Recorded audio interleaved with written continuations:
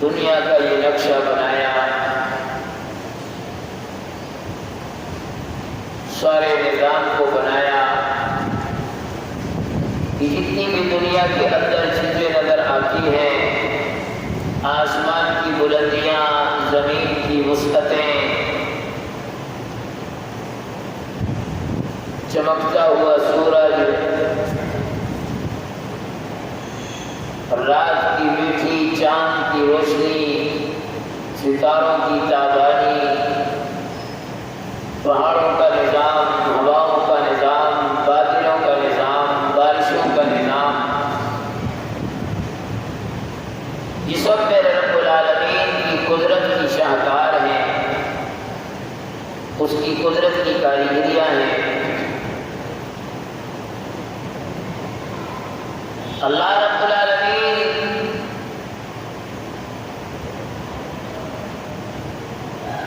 سے دعا ہے کہ اللہ اپنی پہچان، اپنی معرفت ہم سب کو نصیب فرمائے۔ محترم سامعین،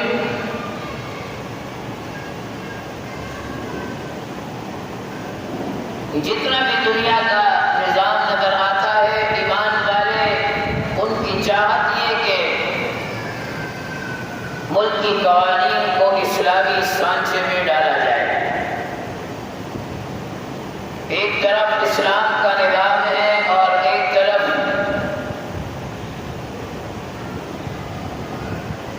سیکولر نظام ہے، دونوں میں فرق ہے۔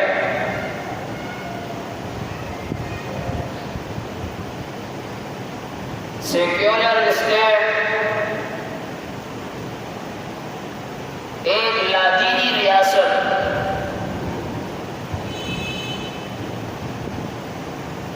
جو اپنی ترقی کا معیار عقل کو ٹھہراتا ہے، تجربے کو ٹھہراتا ہے، مشاہدے کو ٹھہراتا ہے۔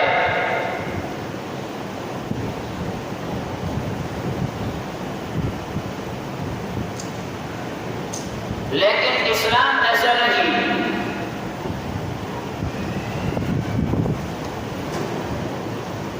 وہ عقل کی بنیاد پر بات کرتے ہیں۔ ہم پوچھتے ہیں کہ اگر تم جس عقل تجربے کی بنیاد کی باتیں کرتے ہو، کیا قیامت تک کی انسانیت کے لیے یہ معیار رہنمائی کر سکتا ہے؟ کیا عقل کا بھروسہ، تجربے کی بنیاد، مشاہدے کے ذیل یہ معیار کافی ہو سکتا ہے؟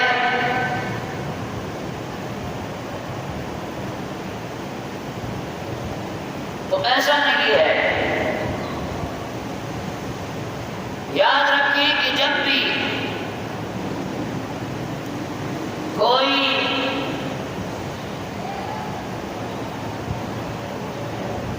اپنا نظام زمین کی پشت پر چلانے کے لیے علمی سرمایہ اگر وہ اپنے پاس نہ رکھتا ہو تو کامیابی سے وہ نظام نہیں چل سکتا۔ اس نظام کا کامیاب ہونا یہ مشکل ہے۔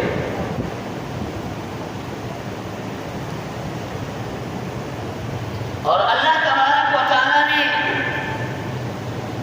علم کو حاصل کرنے کے لیے انسان کے لیے چند ذرائع کا انتظام کیا ہوا ہے، وہ سلسلہ رکھا ہوا ہے، اور وہ ذرائع اپنے خاص مرکز کے اندر، خاص محور کے اندر، اپنے دائرہ کار کے اندر رہ کر کام کرتے ہیں، اور دائرے کے اندر رہ کر وہ دوسروں کو فائدہ پہنچا سکتے ہیں۔ ایک حد مقرر ہے، حد سے باہر جا کر کوئی کام نہیں کر سکتے۔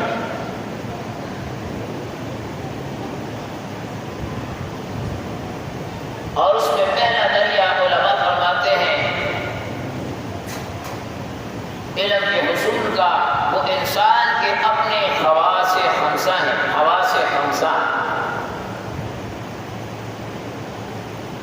ان کے ذریعے انسان علم حاصل کرتا ہے۔ آنکھ ہے، کان ہے، ناک ہے، زبان ہے، ہاتھ ہے، اسے حواس خمسہ کہا جاتا ہے۔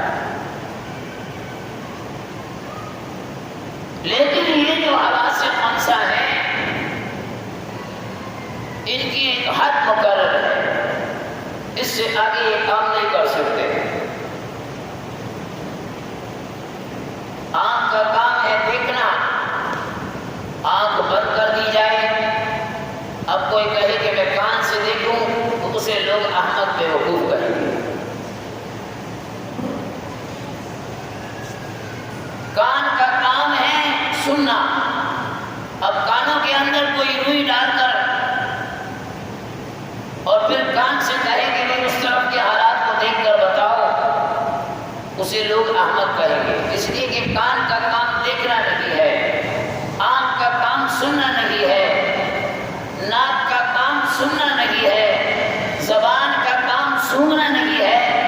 ہر ایک کا اپنا اپنا کام ہے، وہ اپنے محور کے اندر رہ کر کام کر سکتے ہیں۔ ان کو اللہ نے ایک دائرہ دیا ہوا ہے، بس دائرے سے آگے وہ نہیں جا سکتے۔ یہ پہلا ذریعہ ہے علم کا۔ دوسرا ذریعہ جو ہے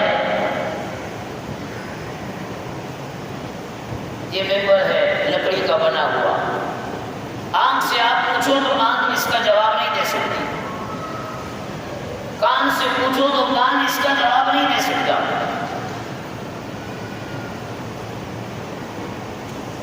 اس کے جواب کے لیے کہ بھائی یہ بنا ہوا ہے، لکڑی کا بنا ہے، بنانے والا کارپینٹر ہے، ترکان ہے، کاریگر ہے، ایسے ایسے اس نے بنایا، لہذا اس کا نام ممبر ہے۔ یہ لکڑی کا بنا ہوا یا میز ہے یا کرسی کو بنانے کے بعد اس کو جو نام کرسی کا دیا جاتا ہے، وہ نام دینے والی چیز اسے عقل کہا جاتا ہے۔ عقل کے ذریعے انسان سوچ کر کہتا ہے یہ کہ فلاں چیز ہے، اس کو فلاں نے بنایا ہے، یہ فلاں استعمال کے لیے ہے، یہ فلاں مقصد کے لیے ہے۔ تو دوسری چیز وہ عقل ہے، لیکن عقل کی بھی ایک حد ہے۔ عقل کے لیے بھی ایک دائرہ ہے، ایک لمٹ ہے، انلمٹ نہیں ہے۔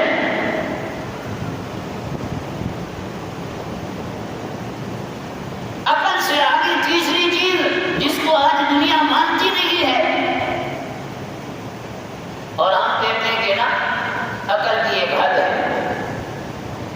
تیسری چیز ہے اسے وحی الہی کہا جاتا ہے، اور اس کی انسان کو ضرورت ہے، وحی الہی اس کی انسان کو ضرورت ہے۔ کتاب اللہ اس کی ضرورت ہے، انبیاء اس کی ضرورت ہے، رسول اس کی ضرورت ہے، شریعت محمدی اس کی ضرورت ہے۔ آج سیکولر اسٹیٹ والے لوگ، سیکولر نظام والے لوگ، وہ اپنی ترقی کا معیار صرف عقل کو ٹھہراتے ہیں۔ بس ہماری عقل نے یوں کہا، ہمارے تجربے میں یہ بات آئی، ہمارے مشاہدے میں یہ بات آئی، بس۔ لیکن ہماری شریعت وہ کہتی ہے کہ عقل کی ایک حد ہے، عقل کی ایک حد ہے، عقل کی حد سے آگے نہ بڑھو۔ جہاں عقل ٹھپ ہوتی ہے آگے پھر شریعت کے احکام چلتے ہیں۔ اب جب لوگ عقل کی بات کرتے ہیں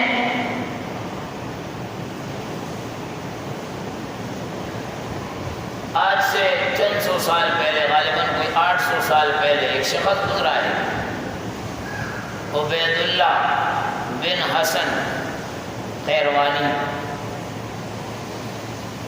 آج کے زمانے کا نہیں۔ اس نے اپنے پیروکار ایک جماعت بنائی اور اپنے متبعین کو جمع کیا۔ حوالے موجود ہیں.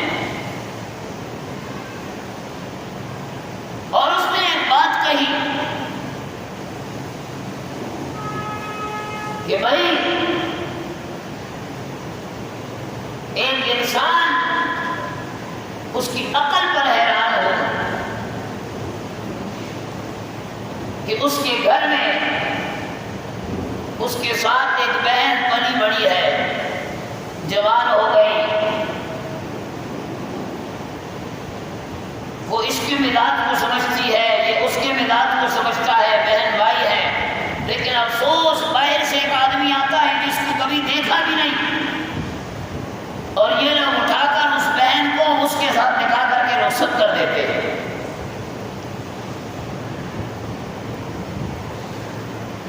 یہ غلط ہے، یہ نہ ہونا چاہیے، بلکہ اس بہن کا نکاح اسی بھائی سے ہونا چاہیے. یہ بھائی اس کو سمجھتا ہے، وہ اس کو سمجھتی ہے. عقل کا تقاضا یہ ہے.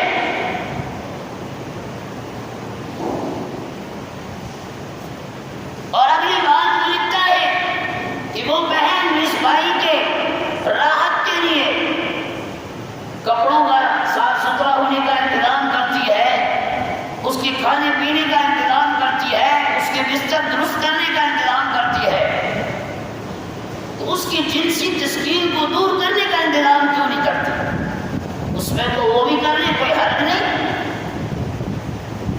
شیخ الاسلام حضرت اقدس مفتی تقی عثمانی صاحب دامت برکات بنا لیا، وہ فرماتے ہیں یہ اس کا عقلی میدان ہے، اور اس کا کوئی جواب آج تک عقل کے میدان میں نہیں دے سکتا.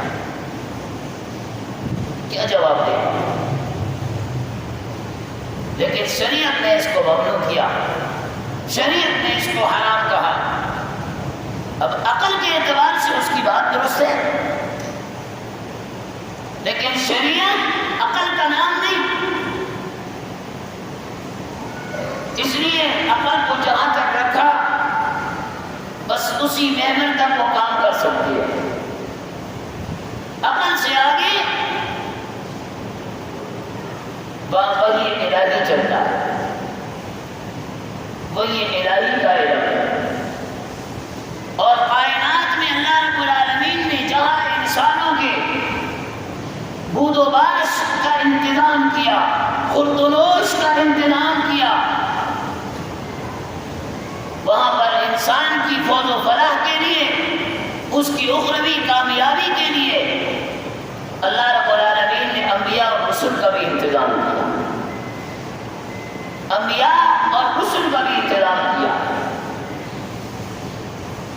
اور جتنے بھی انبیاء آئے وہ عقل والے تھے، وہ عقل والے تھے. کم عقل والے کسی کو بھی اللہ نے نبی نہیں بنایا. اسی لیے اللہ رب العالمین نے کسی عورت اور بچے کو نبی نہیں بنایا، اس لیے کہ عورت کی بات نبی علیہ السلام نے اعلان کر کے کہا کہ یہ ناقصات العقل ہے، اس کی عقل ناقص ہے. بچہ ویسے ہی بچہ ہے. تو عورت اور بچہ کبھی نبی دنیا میں نہیں آئے. مردوں کو اللہ نے نبوت کے تاج سے سرفراز کیا، اور وہ بھی وہ جو عقل والے. وہاں پہ منبہ رحمہ اللہ تعالی فرماتے ہیں کہ اللہ نے جتنی عقل سارے انبیاء کو دی، ساری انسانیت کو دی، وہ ساری کی ساری میرے اور آپ کے نبی جناب محمد رسول اللہ صلی اللہ علیہ وسلم کو عطا کی. تو اللہ کا نبی عقل والا، اور ان کی عقل کی مثال دی کہ وہ اتنا عقل میں قابل، اتنا اکمل کہ انسان دنگ رہ جاتا ہے. آپ صلی اللہ علیہ وسلم کو ابھی نبی نہیں بنایا، نبوت کا تاج نہیں دیا. 35 سال آپ کی غالباً عمر، مکہ کی بیت اللہ کی تعمیر ہو رہی ہے، سارے قبائل مل کر بیت اللہ کی تعمیر میں حصہ لے رہے ہیں. بات آ گئی حجر اسود کی. اب حجر اسود کو اٹھا کر کون اس کی جگہ پر رکھے؟ اب اب ایک قبیلے والے کہیں ہم رکھیں گے تو دوسرے والے کہتے ہیں نہ بابا آپ کیوں رکھو، ہم کیوں نہیں رکھیں؟ اختلاف، نزاع، جھگڑا، فساد۔ آخر میں یہ طے ہوا کہ کل صبح جو سب سے پہلے بیت اللہ میں داخل ہوگا فیصلہ اس سے کریں گے۔ ٹھیک ہے بھائی، سب کا اتفاق ہو گیا۔ دوسرے دن صبح سب سے پہلے بیت اللہ میں داخل ہونے والا وہ جناب محمد رسول اللہ صلی اللہ علیہ وسلم۔ سب نے کہا بھائی ہاتھ امین، یہ تو امین ہے، یہ تو دیانتدار ہے، دشمن بھی کہتے تھے۔ آپ کی امانت پر کسی کو شک نہیں، آپ کی دیانت پر کسی کو شک نہیں۔ آپ صلی اللہ علیہ وسلم سے کہا گیا بھائی جھگڑا یوں ہے، حجر اسود کو فٹ کرنا ہے، آپ فیصلہ کریں کیا کریں۔ ہر قبیلے والے کی یہ چاہت ہے، یہ تمنا ہے، یہ دلی آرزو ہے کہ وہ حجر اسود کو اپنے دستوں سے، اپنے ہاتھوں سے فٹ کرے۔ آپ علیہ السلام نے فرمایا آسان معاملہ ہے۔ آپ صلی اللہ علیہ وسلم نے اپنی چادر مبارک کو بچھایا اور کہا حجر اسود کو رکھ دو، اس میں رکھ دیا گیا۔ فرمایا ہر قبیلے کا سردار اس چادر کو چاروں طرف سے پکڑ لیا۔ اب سب نے مل کر پکڑ لیا اور اٹھایا۔ فرمایا کوئی اختلاف باقی نہ رہا، لے جا کر آپ اسلام نے اٹھا کر اسے فٹ کر دیا۔ دنیا حیران رہ گئی۔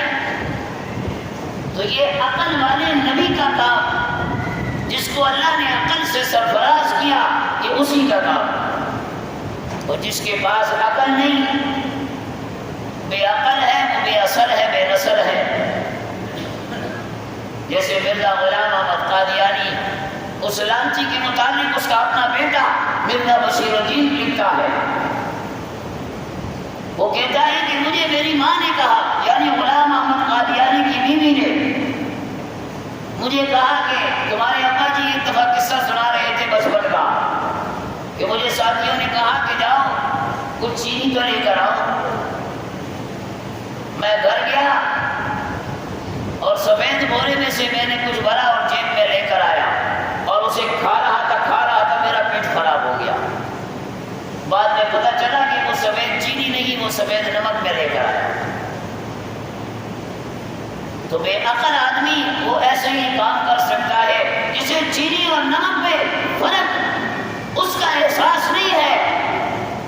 وہ وہی اور تلبیسات ابلیس کے اندر کیا فرق کرے گا، وہ شیطان کی مکاریوں میں کیا فرق کرے گا۔ تو آپ علیہ السلام علم کے اعتبار سے بھی ذہین و فطین تھے، عقل کے اعتبار سے بھی فہیم تھے، فطین تھے، ذکی تھے، ذہین تھے اور کامل عقل رکھنے والے۔ اور آپ علیہ السلام کے علاوہ کوئی دعویٰ کرے اس کا یہ دعویٰ عبث ہے، بے بنیاد ہے۔ تو یاد رکھیں کہ عقل کا ایک دائرہ کار ہے، ایک لمٹ ہے۔ آج سیکولر نظام والے وہ کہتے ہیں کہ بھائی ہم تجربے کی بنیاد پر یہ بات کہتے ہیں، عقل کے بھروسے پر یہ بات کہتے ہیں، مشاہدے کے ذہن میں یہ بات کہتے ہیں، لیکن وہ 100% اس میں کامیابی کی ضمانت ہو ایسی کوئی بات نہیں۔